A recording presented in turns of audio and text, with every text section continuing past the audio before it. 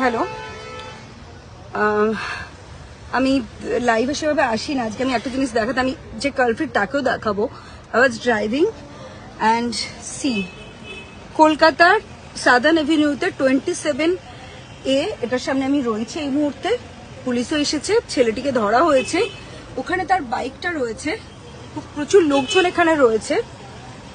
এবং কলকাতা শহরে আজকে আমি এই কারণেই এলাম লাইভে, আমরা এত কিছু প্রোটেস্ট করছি, এত কিছু চলছে, তার মধ্যেও একটি মেয়ের মিনিমাম নিরাপত্তা বোধহয় আজকের ডেটে আমাদের এখানে নেই। এবং আমি সেই কারণেই এলাম।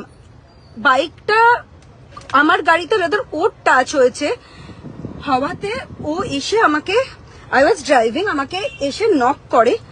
আমি একটু কাঁচ নামাই এবং আমাকে বলে দরজা খুলতে সাদার্ন এভিনিউতে।